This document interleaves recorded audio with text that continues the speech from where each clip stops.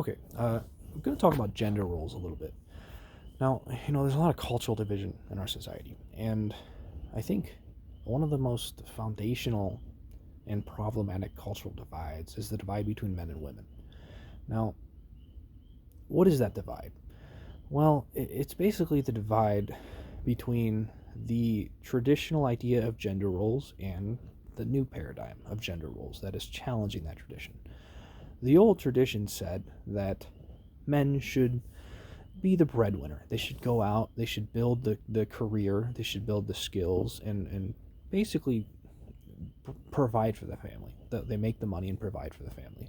Meanwhile, the woman, the mother, should take care of the children. She should stay in the home, cook, clean, basically take care of the homestead, right? Now, here's the thing. I'm not denying that these traditional gender roles are without merit. I mean, so consider this, okay? Like throughout most of human history, we lived in small communal tribes, right?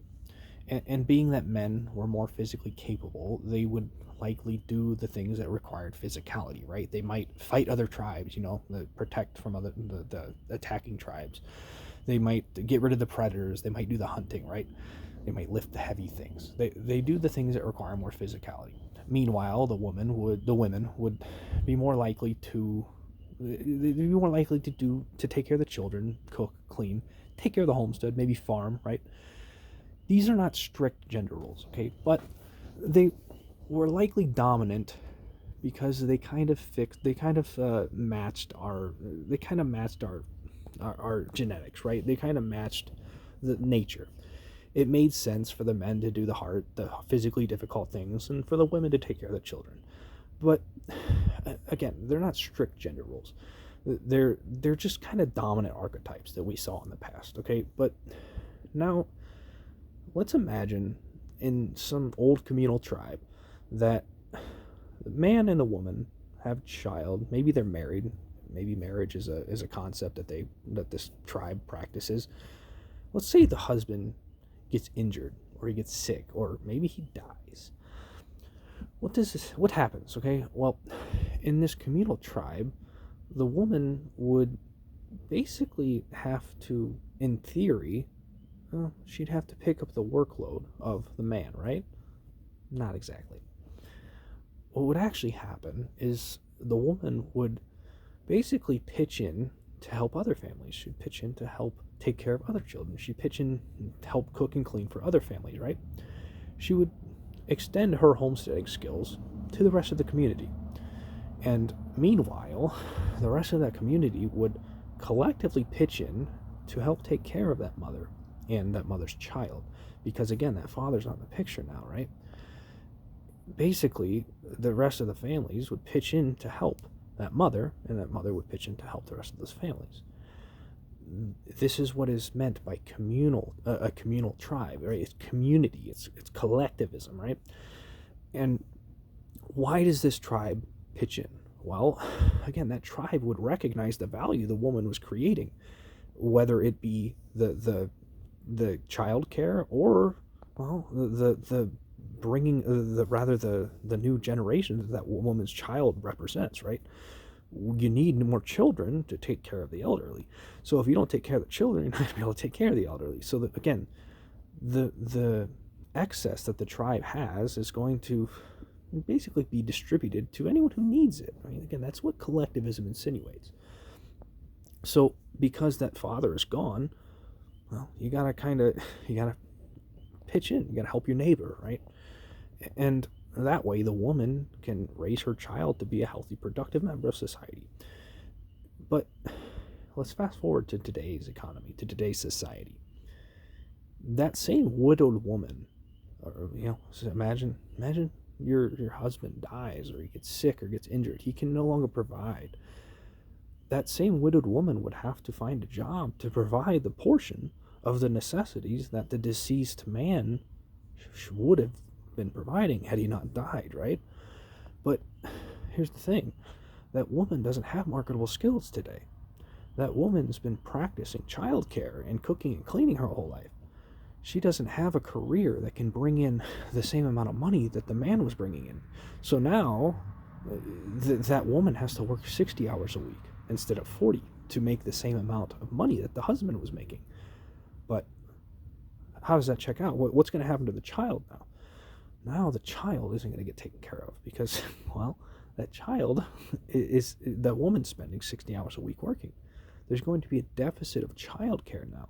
Whereas in the past, in that communal tribe, everyone would pitch in and help take care of that child. This is a problem. If we have a deficit of childcare, we create dysfunctional children. And, well, that child grows up to be a dysfunctional adult on account of being raised by an ill-equipped single mother. Again, this is a problem. If we raise dysfunctional children, we will become dysfunctional adults. And by extension, we become a dysfunctional society. We elect dysfunctional people, right? That child grows up to be an unproductive adult, perhaps a counterproductive adult. Maybe that child ends up living on the street being a drug addict because they were never raised in an environment that was able to teach them how to be productive. Okay, so, if we think about the difference between this communal tribe and today's economy, what happened? Where did it all go wrong? Well, here's what happened, okay? The difference between that communal tribe and today is money, okay? We developed a formal economy that attached value creation and the necessities we need to survive to money. But we forgot to attach monetary value to the child care. We forgot to attach monetary value to the role that the mother played.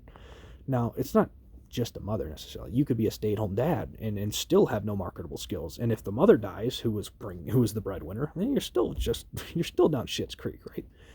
The bottom line here is that we forgot to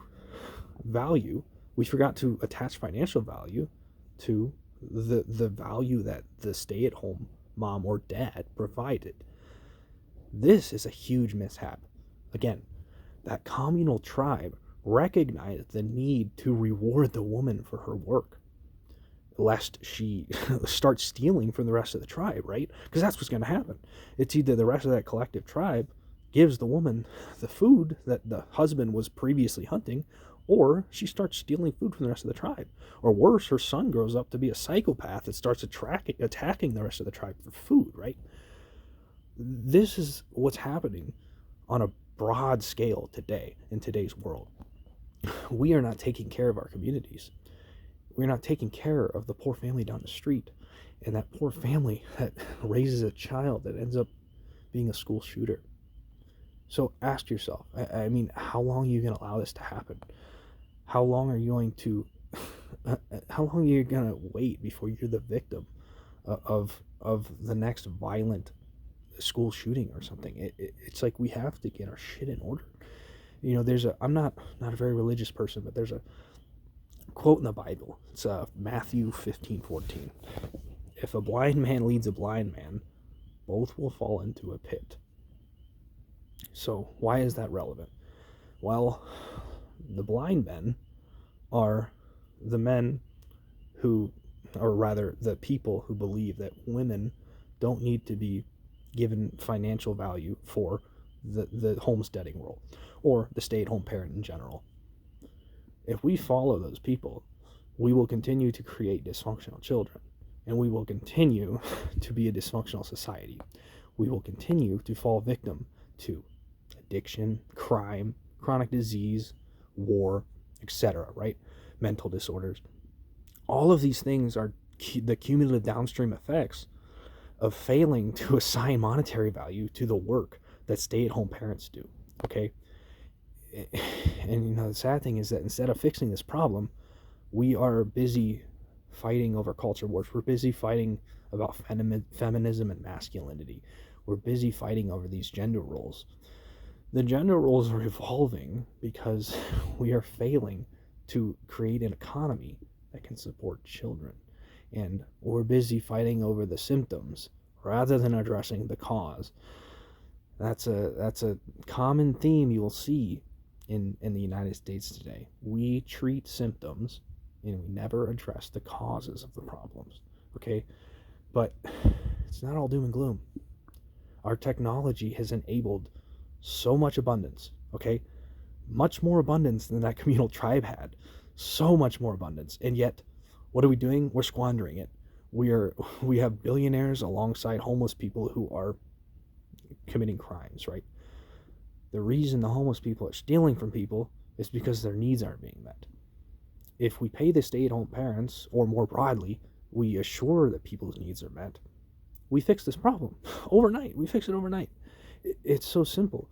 We just have to go back to understanding how to live communally. We have to live collectivistically. That doesn't mean communism. That doesn't necessarily mean socialism, depending on how you define socialism. It doesn't even mean capitalism. What it means is community. It means collectivism. If you ask me, the definition of socialism is equivalent to collectivism. It is basically working together, knowing that if you do not solve the problems of the family down the road from you, that family's going to make their problems your problems. And again, that's how the school shooter comes into the picture. Okay, don't wait till you're the victim.